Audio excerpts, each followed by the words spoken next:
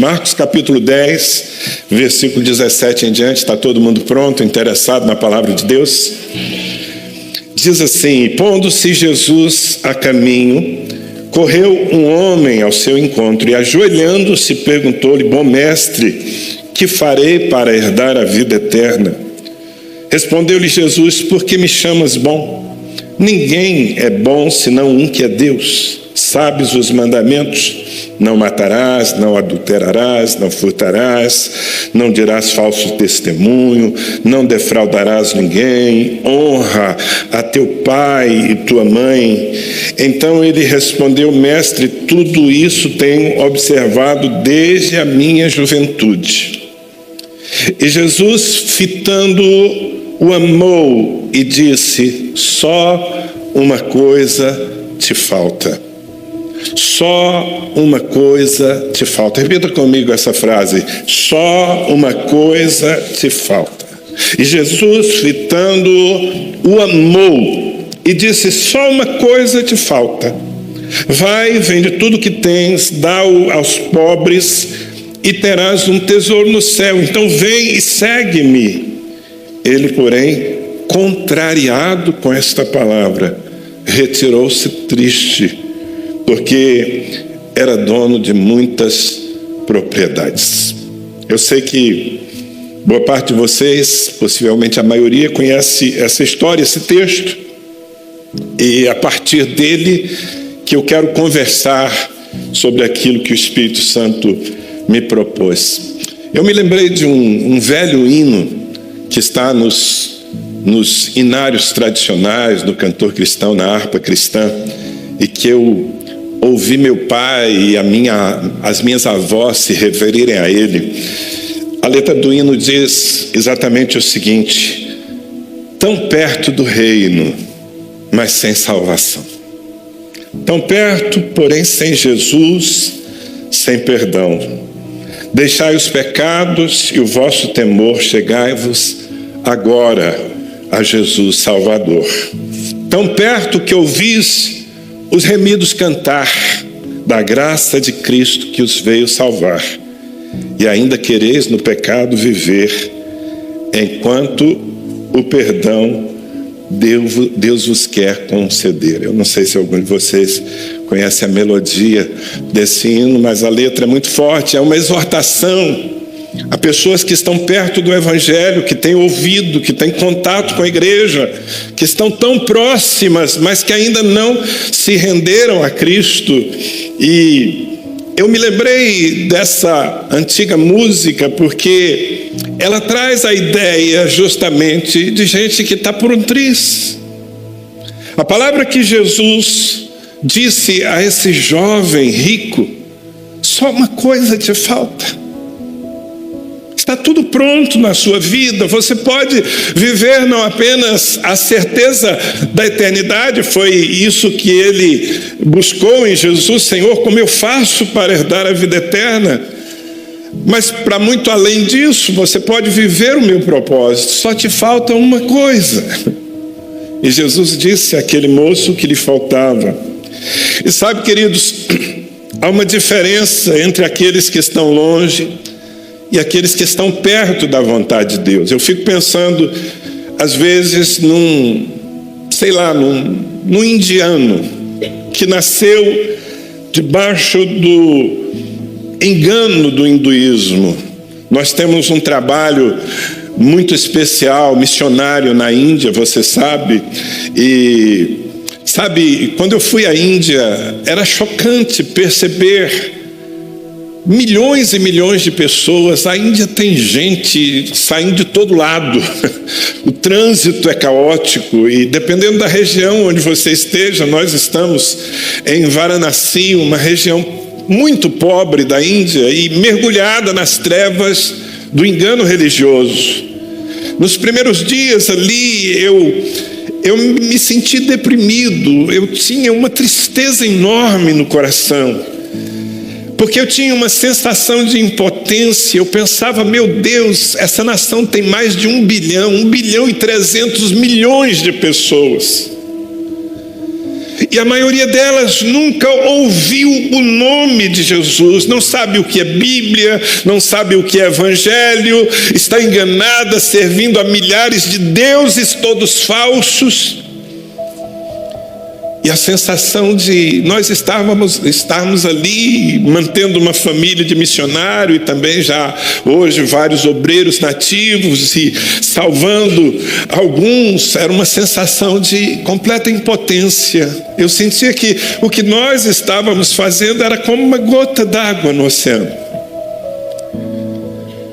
Esse sentimento só mudou quando, lá pelo 4º ou 5º dia, eu tive a oportunidade de me sentar com o Adit, conhecê-lo. O Adit é o primeiro discípulo que nós temos, indiano, resgatado desse engano todo, apaixonado por Jesus. E conversar com aquele rapaz, ouvir a sua história e ver o quão apaixonado ele era por Cristo, ao ponto de querer arriscar a sua vida pelo Evangelho, mudou pelo menos o sentimento do meu coração. E eu saí daquela conversa pensando, bem, se fosse só por esse rapaz, teria valido a pena vir e enviar tantos recursos e mandar uma família do Brasil para cá. Mas ainda assim, voltei da Índia com essa sensação de que quão terrível é viver num lugar onde o reino de Deus parece tão distante. As pessoas nunca ouviram. E a maioria delas talvez nunca ouvirão falar de Jesus. Em contraste com isso, nós temos pessoas que estão à porta da igreja, gente que convive conosco, que ouve a nossa palavra, que acompanha o nosso testemunho. E nós temos até mesmo pessoas que estão dentro da igreja, mas tão perto, já ouviram o que tinham que ouvir, mas ainda lhes falta alguma coisa. Não tomaram a última decisão que as alinharia ao propósito de Deus. A Bíblia diz que a vontade de Deus é boa, perfeita e agradável. A Bíblia diz que Deus tem para cada um de nós planos de bem, não de mal, para nos dar o fim que desejamos. E às vezes nós estamos, inclusive nós, os crentes, estamos aí na beirinha da bênção, a um passo de nos alinhar com essa vontade. Mas falta alguma coisa. Só uma coisa te falta, foi a palavra que Jesus deu àquele rapaz. Só uma coisa te falta. Você é um bom moço. Eu acho muito interessante que nessa narrativa está o detalhe de que Jesus, olhando para ele, o amou. Bom, Jesus amava todas as pessoas, mas eu acho que Jesus sentiu um carinho tão especial, um desejo de ter aquele rapaz consigo, ao ponto de dizer a ele: só lhe falta uma coisa, você tem interesse pelas coisas de Deus. Foi o rapaz que se aproximou de Jesus e se curvou diante dele e perguntou sobre a salvação. Jesus estava pensando: você tem uma boa vida moral, você tem procurado guardar os mandamentos, você é quase um crente, só te falta uma coisa para viver feliz, para ir além da vida eterna. Falta me seguir. Eu quero que você me siga, eu quero que você venha comigo, eu quero que você se torne um dos meus discípulos. É só isso que te falta. Mas, obviamente, aquele moço era rico e tinha muitas propriedades e muitos recursos. E a Bíblia diz que ele ficou contrariado, porque o que lhe faltava fazer tinha um custo. Ele não estava disposto a pagar o preço. Veja, irmãos, o convite ali não era só para a salvação, que já é demais. O convite ali é para que ele seguisse Jesus. Teve tanta gente que quis seguir Jesus. Você se lembra daquele gadareno que foi liberto de uma legião de demônios? E quando finalmente ele se viu transformado, ele quis seguir Jesus e Jesus não permitiu. Disse: não, fica aqui, volta para a tua família, prega o evangelho àqueles que você conhece. Tanta gente queria fazer parte da intimidade de Jesus. Esse moço teve o convite. E Jesus disse: só te falta uma coisa, vende o que você tem, reorganiza a sua vida, desloca a sua vida do dinheiro, da riqueza, para o ministério, e você vai ter a vida eterna, e você vai ser um canal da vida eterna. Mas ao ouvir isso, ele ficou contrariado. A única coisa que lhe faltava tinha um custo que na matemática dele, equivocada, não valia a pena pagar. E esse moço saiu dali triste, perdido. Ele perdido. Porque o que lhe faltava decidir, ele não estava disposto a decidir. E eu não costumo fazer isso, é uma mensagem mais temática, mas há muitas situações, muitas coisas que levam pessoas a travarem quando elas estão assim, na beirinha da bênção. Seria impossível eu explorar todas as situações, mas eu creio que o Espírito me levou a algumas delas, quem sabe para falar. Alguém que está aqui, alguém que está me ouvindo através do YouTube, ou que me vá ouvir até daqui a algum tempo. Muitas vezes o que nos falta, a única coisa que nos falta, é destronar os ídolos do nosso coração. Veja, esse era o caso desse rapaz. Esse rapaz tinha um ídolo. O dinheiro, as riquezas eram o seu Deus. Ainda que ele quisesse o verdadeiro Deus consigo, mas ele não estava disposto a esvaziar o trono do seu coração. Ele vivia pela e para as riquezas. E quando Jesus coloca diante dele a necessidade de renunciar às riquezas para segui-lo, no caso dele isso era necessário, ele não aceitou. E isso indica sim que o dinheiro na vida dele era um ídolo. Veja bem, queridos, escutem isso e guardem para o resto de suas vidas. Tudo o que ocupa o lugar de Cristo, ou que me impede de servi-lo, se torna um ídolo na nossa vida, na minha vida. Tudo o que ocupa o lugar de Cristo, ou tudo que me impede de servir a Cristo, é um ídolo.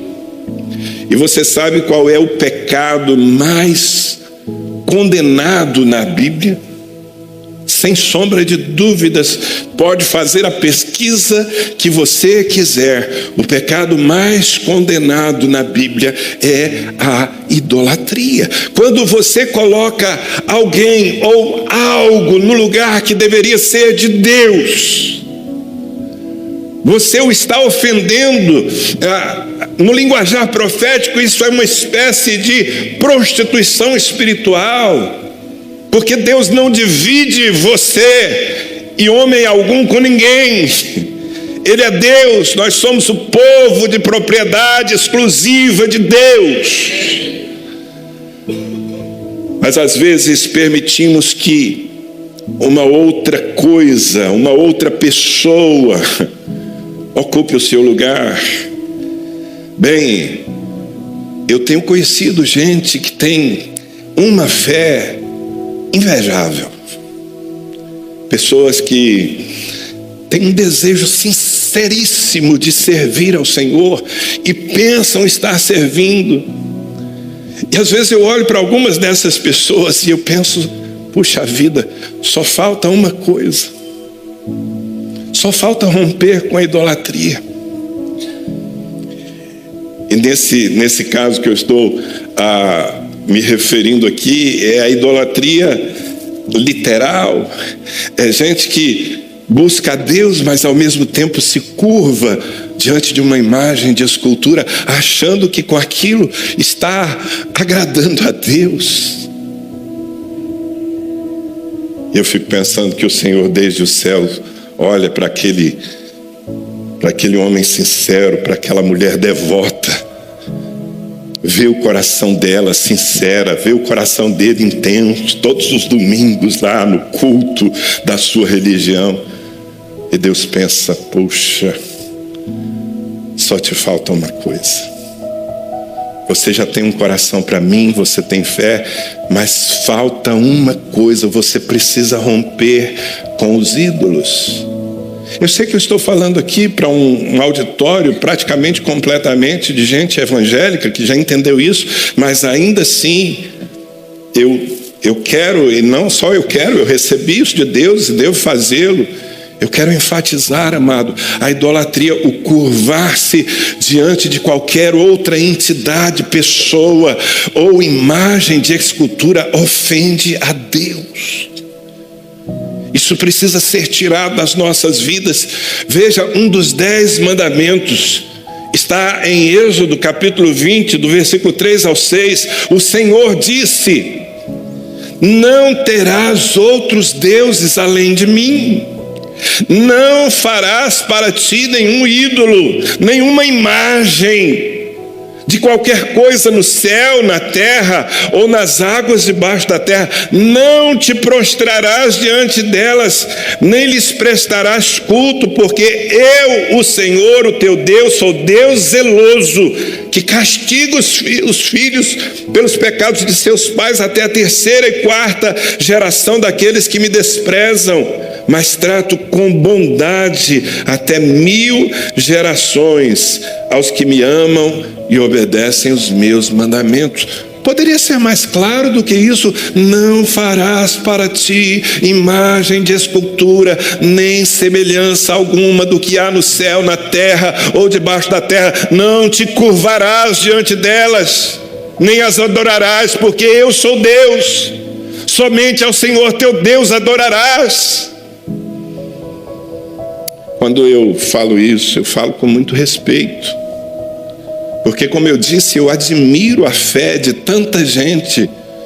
Eu admiro a sinceridade. Mas falta uma coisa: colocar Jesus no seu lugar, que é de único digno de devoção, de adoração, de culto. Amém?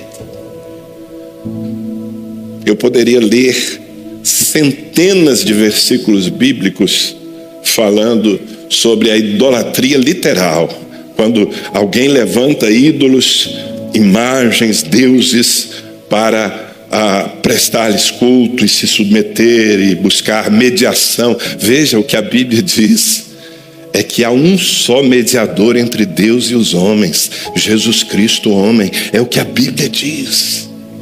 Quando nós buscamos uma outra mediação, nós estamos quebrando o poder do que Jesus fez. Pois se Jesus morreu justamente para ser o mediador, ele disse: eu sou um caminho, não há dois. Ninguém vem ao Pai a não ser por mim. Tudo quanto pedirdes ao Pai em meu nome. Você não precisa da intercessão de um santo, de um pastor. Você precisa apenas da fé no nome de Jesus Cristo. E é diante dele, e apenas dele, que deve se curvar todo o joelho, no céu e na terra. Amém? Mas, como eu disse, a idolatria, ela não acontece apenas nesse nível religioso, literal, porque o dinheiro, as riquezas podem ser o ídolo na vida de pessoas que as impede de servir a Deus.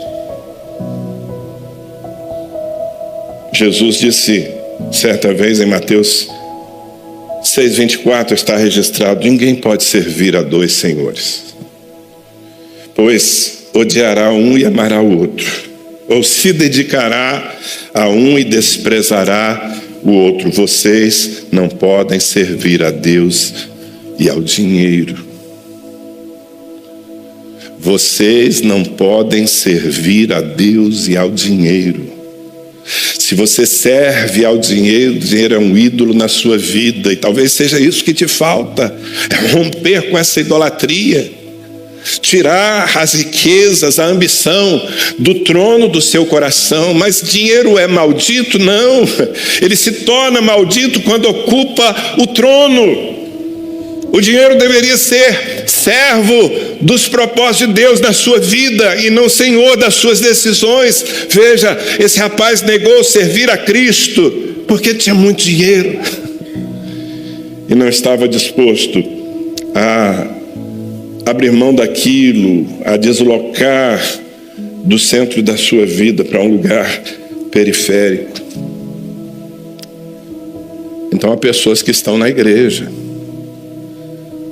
mas não estão no propósito. Algumas igrejas, infelizmente, se tornaram um balcão, um marketplace, um lugar onde pessoas vão para fazer negócio apenas.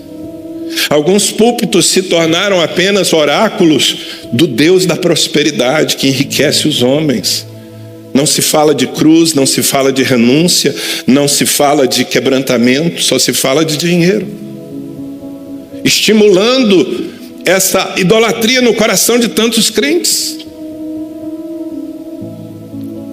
E às vezes a única coisa que nos falta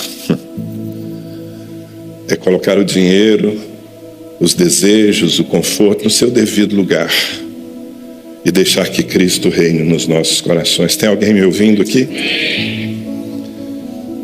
Em Colossenses capítulo 3, versículo 5, o apóstolo Paulo escreveu assim: façam morrer tudo o que pertence à natureza terrena de vocês. Imoralidade sexual, impureza, paixão, desejos maus e a ganância, que é idolatria.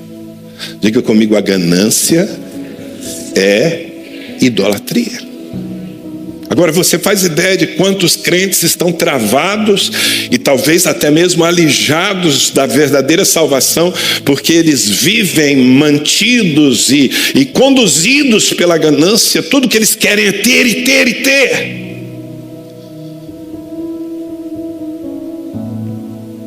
Eu sei que todos nós somos tentados a isso. Não faz muitos dias, Gabriel, pastor de vocês, meu filho, precisou de ajuda. Eu posso contar isso porque ele falou numa pregação. Ele estava sendo tentado. E ele me ligou. E ele me chama no telefone e diz: pai, eu preciso te ouvir. Você sabe que eu estou trocando meu carro, então eu não renovei o seguro do carro. Porque eu vou vender o carro, então falei, bom, eu faço um novo seguro quando já tiver com um carro novo. E pai, o seguro venceu. 2, 3 dias depois, a Carol deu uma batida no carro.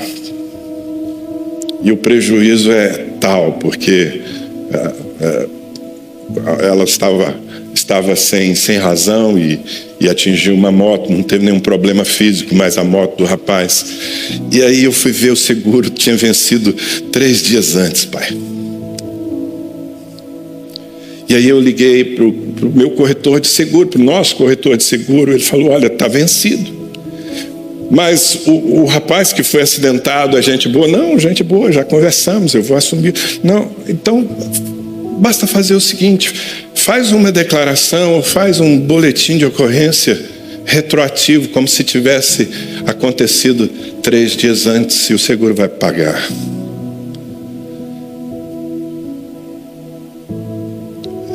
E ele me ligou. E eu respondi: você já sabe o que você vai ouvir? Ele falou: eu já sei, mas eu preciso ouvir. É também o que eu penso, mas por favor me diga. E eu disse: filho, nós não somos dessa natureza. Nós não burlamos, nós não mentimos. Filho, assume a bronca, paga o prejuízo. A sua fidelidade a Deus vale mais do que esse dinheiro que você vai deixar de gastar. Ele falou: pai, obrigado, eu precisava ouvir. Eu sabia, mas eu estava sendo tentado, porque eu pensava: puxa, só 3 dias. Sabe, às vezes é nas coisas pequenas que nós demonstramos quem é o Senhor da nossa vida. Que nós demonstramos se nós servimos a Cristo ou se nós servimos ao dinheiro, à ganância. Tem alguém me entendendo aqui? Só uma coisa te falta. E eu preciso dizer também que às vezes a idolatria que nos prende, que nos impede de entrar na vontade de Deus, não está nem numa imagem de escultura, não está no conforto, nas riquezas, mas está em outras pessoas. Às vezes nós amamos tanto outra pessoa que estamos dispostos a desobedecer a Deus para não desagradar. Não desagradar o meu pai, a minha mãe, o meu namorado, a minha esposa.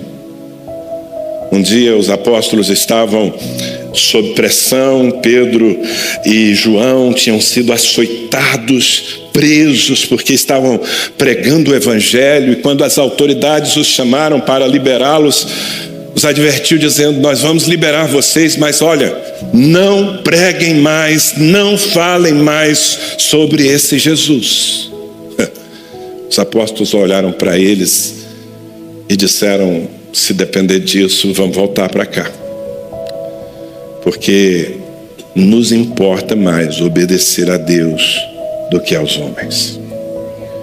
Sabe, queridos, quando nós entregamos o nosso coração e sabendo o que Deus quer, nós não fazemos porque não queremos desapontar alguém. Veja o que Jesus disse em Mateus capítulo 10, versículos 37 e 38. Quem ama seu pai ou sua mãe mais do que a mim, não é digno de mim.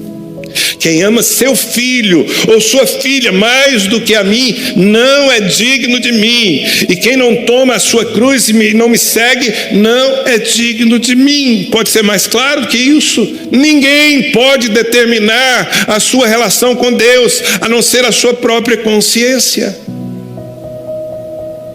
Pastor, falando assim, você pode gerar divisão nas famílias. Não sou eu que gero divisão. Nós estamos aqui para unir as famílias em torno da cruz. Mas se a cruz estiver em jogo, não há o que pensar. Só uma coisa te falta: romper com a idolatria. Mas o Espírito me propôs algumas outras situações que eu quero com objetividade colocar aqui. Quem sabe seja uma mensagem direta ao seu coração.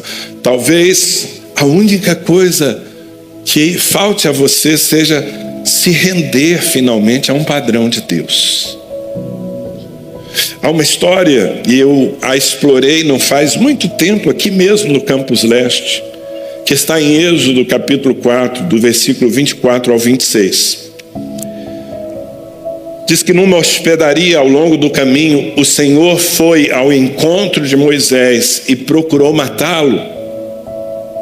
Mas Zípora pegou uma pedra afiada, cortou o prepúcio de seu filho e tocou os pés de Moisés e disse: você é para mim um marido de sangue. E ela disse: marido de sangue, referindo-se à circuncisão.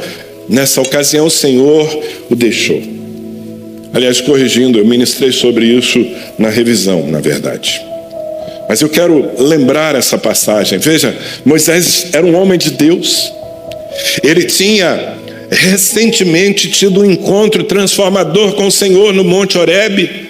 Naquele encontro, Deus apareceu para ele numa sarça ardente. Você deve se lembrar do episódio. Deus falou com ele, Deus o chamou. Deus disse: Moisés, eu estou levantando você para libertar o meu povo depois de mais de 400 anos de escravidão no Egito. E esse cajado que está nas suas mãos vai lhe servir para fazer sinais e milagres. Então esse é o Moisés que agora está voltando ao Egito. Ele para numa hospedaria e, surpreendentemente, depois de ter o chamado, confirmado, empoderado, Deus quer matá-lo. Como assim? Por que Deus quer matar alguém que Ele quer usar? Porque por algum motivo Moisés, até aquele momento, se recusava a cumprir um padrão de Deus. Desde que o Senhor chamou a Abraão, Deus disse: haverá um sinal na tua descendência. Todos os teus filhos serão circuncidados. Essa é a marca da aliança que eu faço com você. O povo que vai ser gerado a partir de você precisa ser marcado pela circuncisão. Mas Moisés teve um filho e não o circuncidou. Para quem não está acostumado com essa palavra, precisa ler mais a Bíblia. Talvez você está chegando na igreja agora. A circuncisão é a operação de fimose. É quando você corta o prepúcio do órgão genital masculino. Isso fazia parte da aliança de Deus com os filhos de Abraão. todo israelita deveria circuncidar. Mas Moisés não circuncidava o seu filho, talvez porque ele viveu tanto tempo no Egito, e no Egito isso não era importante. E veja bem, só faltava uma coisa para Moisés poder cumprir aquele chamado glorioso para o qual Deus o havia convocado: obedecer um padrão. E na verdade quem toma a decisão nem é ele, quem toma a decisão é sua esposa Zípora, que resolve fazer o que o marido deveria ter feito. Vai lá, circuncida o filho, toca com o sangue dele Moisés e diz: você é um homem de sangue. E na minha interpretação ela está dizendo: você é um homem de aliança, você não é um desobediente. Mas veja, queridos, nessa história está ilustrado esse princípio. Às vezes nós estamos resistindo a fazer algo que faz parte, faz parte do protocolo de Deus na nossa vida. Você quer que eu lhe dê exemplos práticos? Quantas pessoas estão na igreja há meses, há anos, e não se batizam? Nós temos pessoas que estão em nossas células há tanto tempo e não se submetem ao batismo. Nós tivemos batismos na semana passada lá no Campus Oeste. Que festa linda! Pessoas dando testemunho de que morreram para a velha vida e nasceram de novo. Mas há pessoas que ouvem isso, recebem a palavra e não se batizam. Claro, algumas delas não se batizam porque não estão dispostas a entrarem num padrão de vida que é exigido dos batizados. Mas o que diz a Bíblia? Em Atos capítulo 2, versículos 38 e 39 está escrito: Pedro respondeu: arrependam-se e cada um de vocês seja batizado em nome de Jesus Cristo para perdão dos seus pecados, e receberão o dom do Espírito Santo, pois a promessa é para vocês e para os seus filhos e para todos os que estão longe, para todos quantos o Senhor nosso Deus chamar. Mas tudo começa com: arrependa-se e seja batizado. Então talvez temos que dizer a algumas pessoas: só te falta uma coisa. Você crê no Evangelho, você frequenta a igreja, você gosta da palavra, talvez você até já tenha tomado decisões de romper com o pecado, mas você não obedece a palavra no tocante ao batismo. Você conhece alguém assim, não?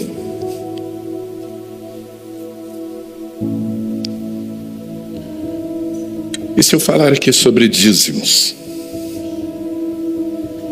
Quanta gente está na igreja e ouve domingo após domingo que os dízimos são do Senhor, mas ficam como Moisés, fazendo ouvido de mercador,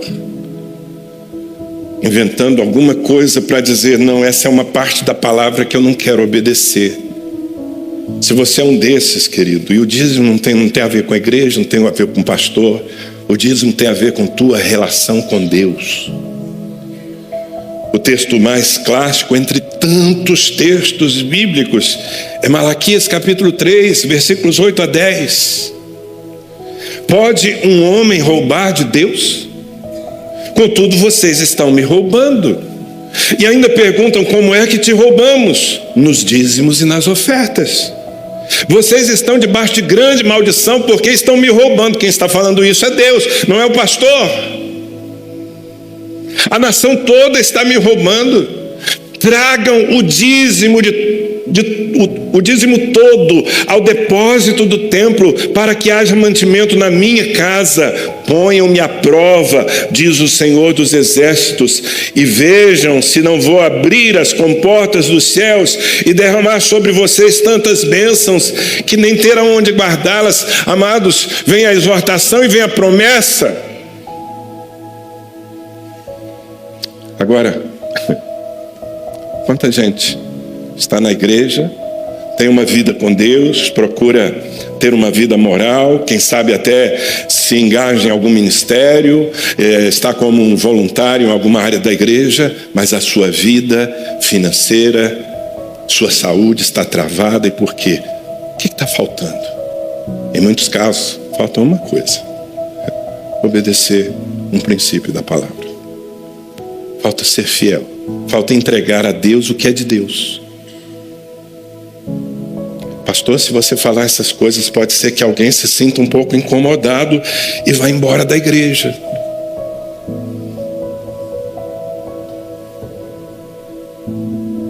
Mas nós estamos aqui para viver na vontade do Senhor, amém? Às vezes o que nós precisamos é tomar uma posição em relação a uma prática em nossas vidas que já sabemos que Deus reprova, romper com o pecado. Enquanto não rompemos com aquele pecado de estimação, tudo fica travado, as coisas estão tão prontas para a bênção, mas a gente não mergulha na bênção porque há um laço, há uma cadeia de iniquidade, e a única coisa que falta é romper com aquilo. É romper com a mentira, é romper com a desonestidade, é romper com a pornografia. Só te falta uma coisa. Se você toma posição em relação a isso, sua vida entra num rio que está fluindo debaixo da graça de Deus. Por que não tomar posição? Veja o testemunho que Davi dá no Salmo 32. Enquanto eu mantinha escondidos os meus pecados, o meu corpo definhava de tanto gemer. Pois dia e noite a tua mão pesava sobre mim, minhas forças foram se esgotando como em tempo de seca. Então reconheci diante de ti o meu pecado e não encobri as minhas culpas. Eu disse: confessarei as minhas transgressões ao Senhor, e tu perdoaste a culpa do meu pecado. Amados, Davi era um homem de Deus, vocês conhecem a sua história. Ele foi escolhido pelo Senhor, ele tinha um coração para Deus, mas um dia ele permitiu que o seu coração se envolvesse num caso de adultério que ganhou proporções terríveis.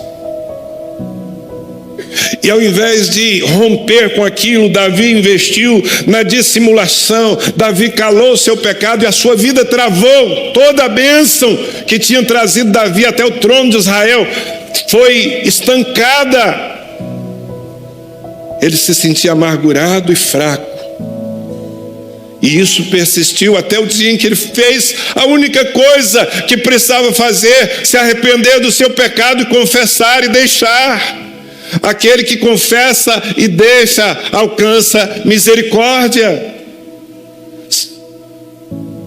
Mas às vezes nós não tomamos a decisão que precisamos tomar. Tem alguém me entendendo aqui, não? Amado, nessa manhã eu estou muito tranquilo de ministrar a palavra, porque, como eu disse, essa eu recebi assim, um download sem participação minha. Então eu estou entendendo que é porque Deus quer falar isso mesmo. Só te falta uma coisa. Toma a decisão que você precisa tomar agora. Rompe com aquilo que está maculando a santidade de Deus na sua vida. Quer ver um outro princípio, que é uma espécie de circuncisão que você não faz e por isso Deus está querendo te matar? Comprometer-se com a igreja. Sabe por quê? Existe hoje a divulgação de uma ideia de que igreja é desprezível, não é necessário. Eu sirvo a Deus do meu jeito, eu frequento aqui e ali, mas eu não tenho compromisso em lugar nenhum. Mas o que a Bíblia diz, que é o que nos interessa, é bem diferente disso. A Bíblia diz: submetam-se aos seus pastores, aos seus guias espirituais, sendo-lhes submissos, porque eles velam pelas almas de vocês como quem há de prestar contas a Deus, para que o façam com alegria e não gemendo. O que a Bíblia diz é o que está em Hebreus capítulo 10, versículo 25. Não deixemos de congregar como igreja, de reunir-nos como igreja, segundo o costume de alguns, mas procuremos encorajar-nos uns aos outros, ainda mais quando vocês veem que se aproxima o dia. Amado, nós estamos indo para a decisão das coisas. Você não pode ser aí um frequentador avulso de igreja. Você vem aqui domingo após domingo, ou às vezes nem tanto, né? Um domingo sim, dois não. Mas você vem, você gosta, você ama a palavra. Quando as pessoas lhe perguntam, você até diz: eu sou lá da comunidade cristã. Tem uns que fazem pior, dizem: eu sou da igreja do pastor Danilo. Também põe na jogada. Não, mas você não é da comunidade cristã. Se você está aí solto, perdido no meio de uma multidão, você é da comunidade cristã quando você decide assumir compromisso, congregar. Quando você decide ir para uma célula, sabe, abrir a sua vida para um líder te pastorear, te ajudar a crescer. Agora, eu não faço ideia, porque nós não temos esse controle. Nós temos controle de quem está na célula, mas não temos controle de quem vem e não se compromete. Talvez tenha alguns aqui nessa manhã, e a minha palavra, aliás, a palavra de Jesus para você, só te falta uma coisa. Está tudo certinho, só te falta uma coisa: congregar, virar ovelha, assumir compromisso com o corpo de Cristo, ser membro, cooperar com seus irmãos, encorajar os outros e ser encorajado.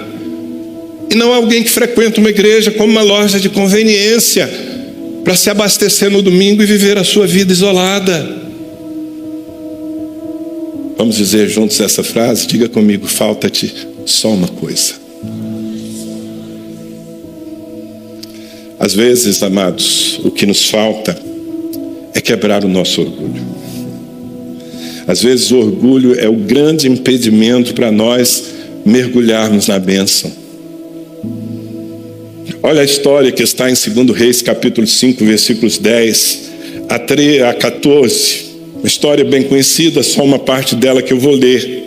Um homem leproso, um grande general sírio, ele procura o profeta Eliseu para ser curado por Deus da sua lepra. E o texto diz: Eliseu enviou um mensageiro para lhe dizer: vá e lave-se 7 vezes no rio Jordão, sua pele será restaurada e você ficará purificado.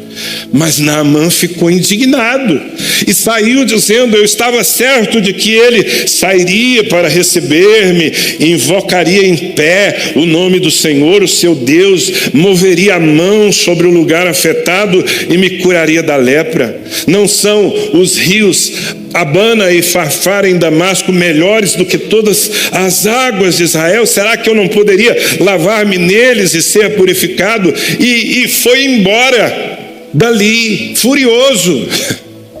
Mas um dos seus servos lhe disseram: meu pai, se o profeta tivesse pedido alguma coisa difícil, o senhor não faria? Quanto mais quando ele apenas diz que se lave e será purificado.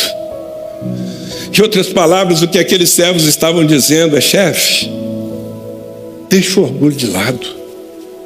Você está leproso, você vai morrer disso aí. Deus está querendo te curar, mas a sua soberba, o seu orgulho, acha que é demais mergulhar 7 vezes nas águas barrentas do rio Jordão. Mas é por sua cura, pensa bem.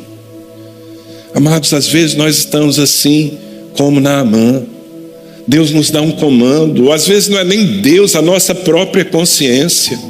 Uma atitude de quebrantamento, de humilhação própria vai restaurar o nosso casamento, vai nos colocar de volta na rota da bênção de Deus. Mas nós estamos endurecidos, estamos indignados. Não, mas por que eu tenho que fazer isso? Naamã estava acostumado a ser premiado, receber suas medalhas, herói de guerra na sua nação, na Síria. Agora ele tinha que tirar as medalhas, tirar a roupa e descer nas águas de um rio em Israel. E o seu orgulho quase o impediu de viver um milagre. Não fosse a palavra desse servo, ele teria voltado leproso para a Síria. Mas a palavra de um servo quebrantou o coração desse homem. E ele fez o que o profeta mandou por um mensageiro ele fazer. Ele desceu ao Jordão e mergulhou 1, 2, 3, 7 vezes. Eu fico às vezes tentando imaginar a cena. toda a galera, os subalternos, porque ele era um general de guerra, todos olhando ali, vendo o homem sem suas medalhas, mergulhando uma e olhando para a sua pele ainda leprosa, e 2, e 3, e 4, e 6, e o orgulho sendo quebrado. Mas quando finalmente ele mergulha a 7ª vez, o que era mais difícil de acontecer, aconteceu. Não era a lepra sair do seu corpo, era a soberba sair do seu coração. Ele venceu a soberba no 7º mergulho. Ele venceu a soberba. Será que esse não é o recado de Deus para alguém aqui? Que precisa recuperar o coração de um filho, de uma esposa, um casamento, um ministério, mas que antes disso precisa se humilhar. E o orgulho não está deixando. E você fica aí vivendo na periferia da bênção, simplesmente por orgulho. Veja o que diz Isaías 57. Porque assim diz o alto, o sublime, que habita na eternidade, o qual tem o nome de santo. Habito no alto e santo lugar, mas habito também com o contrito e abatido de espírito, para vivificar o espírito dos abatidos e vivificar o coração dos contritos. Diga comigo, quebrantamento. Humildade, como diz o apóstolo Pedro na primeira carta, capítulo 5, versículo 6, ele diz, portanto, humilhem-se debaixo da poderosa mão de Deus, para que Ele os exalte no tempo devido. Meu pai, na sabedoria de um homem da roça, ele sempre disse, 2 duros não levantam muros. Para levantar muro tem que se curvar. Faz todo sentido. Às vezes uma família não é restaurada porque alguém não quer se curvar diante de Deus ou diante dos outros. Eu termino essa palavra dando um último recado que Deus me mandou dar aqui nessa manhã. Vocês estão ouvindo, né? O último recado é: talvez o que te falta é parar de fugir do chamado. É a única coisa que te falta. Eu leio aqui trechos de uma história muito conhecida, a história de Jonas. Jonas capítulo 1, versículo 1 a 3. A palavra do Senhor veio a Jonas, filho de Amitai, com esta ordem: vá depressa à grande cidade de Nínive e pregue contra ela, porque a sua maldade subiu até a minha presença. Mas Jonas fugiu da presença do Senhor, dirigindo-se para Tarsis. Desceu à cidade de Jope, onde encontrou um navio que se destinava àquele porto. Depois de pagar a passagem, embarcou para Tarsis para fugir do Senhor. E eu não vou ler o resto da história, não vou ler o capítulo 2, porque tudo se resume na seguinte frase: e deu caca. Deu tudo errado, porque ele estava fugindo do chamado, da vontade de Deus para a sua vida. Mas eu leio os 3 primeiros versículos do capítulo 3. Depois de pagar um preço muito caro pela sua desobediência, a palavra do Senhor veio a Jonas pela 2ª vez, com esta ordem: vá à grande cidade de Nínive e pregue contra ela a mensagem que eu lhe darei. Jonas obedeceu à palavra do Senhor e foi para Nínive. E o que acontece a partir daí é um grande avivamento. Uma cidade inteira se converteu ao Senhor. Mas esse homem perdeu tempo e quase perdeu a vida, porque por um período ele fugiu do chamado, fugiu da sua vocação. Deixa eu falar uma coisa aqui, queridos, e eu queria que vocês guardassem isso no coração. Já estou terminando, os músicos podem inclusive já subirem aqui, mas guarda isso no seu coração. Uma vocação divina é irrecusável. Quando Deus lhe chama para algo, você não vai dar certo em nada mais. Sei que é duro. Se eu, por exemplo, resolvesse fazer qualquer outra coisa na vida que não fosse ser um pastor,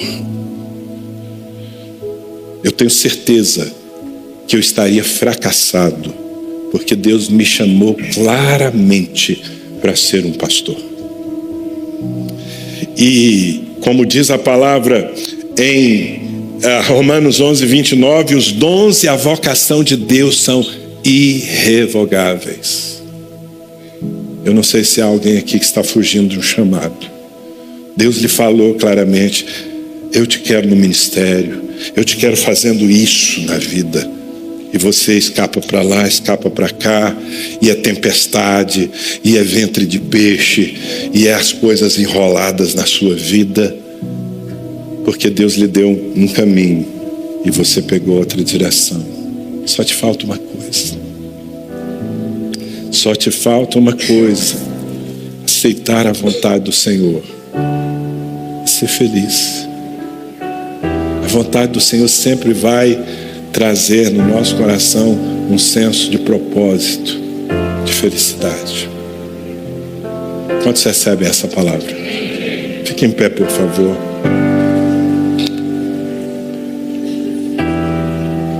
Jesus, fitando aquele moço, o amou. Ele disse: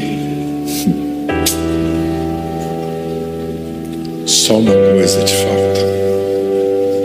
Só uma coisa te falta. Está tudo certinho, está tudo pronto para ver. Só uma coisa te falta. Feche seus olhos e pergunte para o Espírito Santo, que ele conhece muito bem, se está faltando uma coisa na sua vida. E se o Espírito Santo trouxer a consciência de que está faltando uma coisa na sua vida, eu quero desafiar você, enquanto nós cantamos essa canção, a tomar a decisão hoje de fazer o que falta, de renunciar ao que falta, de obedecer ao que falta. E se você quiser fazer esse concerto com Deus, enquanto nós estamos cantando, vem para frente aqui e dizer: Senhor, se é isso que falta, eu estou decidindo agora. Eu estou decidindo agora parar de fugir. Eu estou decidindo agora deixar essa idolatria. Eu estou decidindo agora desagradar aquela pessoa que eu amo tanto para agradar ao Senhor que já me falou. Eu estou decidindo agora, meu Deus, fazer o que eu preciso fazer. Nós vamos orar com essas pessoas que estão aqui, mas eu peço que você se envolva nessa oração também. Essa sensibilidade, às vezes nem nós estamos percebendo que Deus está cobrando uma coisa de nós. No mínimo, ore por esses que estão aqui. Eu imagino que se eles deram esses passos ao altar é porque é algo que lhes custa. Porque se não tinham feito ainda, porque custa. É uma renúncia, talvez. É assumir uma postura de quebrantamento, é se humilhar diante de uma situação onde a carne diz: não, mas você tem razão. É dizer: Senhor, eu abro mão do meu plano para receber o teu. Vamos orar. O Espírito Santo está aqui nessa manhã, operando em nossas vidas. Senhor, aqui estão pessoas vindo à tua presença, ao teu altar, para dizer: Senhor, o que falta eu sei, e eu estou tomando a decisão que eu precisava tomar. O que eu quero pedir, Espírito Santo, é que agora tu operes no coração de cada um o querer e o realizar, que a vontade seja firme, que não tenha um voltar atrás na decisão dessa manhã. E ao mesmo tempo eu oro, Senhor, para que no passo certo venha a tua bênção, para que na obediência venha o teu favor sobre essa vida, e ela comece a ver o fruto da obediência. Senhor, ocupa o teu lugar, Jesus. Seja o único Senhor nesse coração, nesse casamento, nessa casa. Quebra o poder dos ídolos, Senhor. Quebra o poder de toda idolatria. Senhor, rompe agora toda amarra de alma, escravidões emocionais que às vezes estavam impedindo essas pessoas de tomarem a decisão. Quebra esse vínculo, estabelece uma conexão contigo, Senhor, porque Tu és a verdadeira fonte de onde nós nos abastecemos e a quem prestamos conta.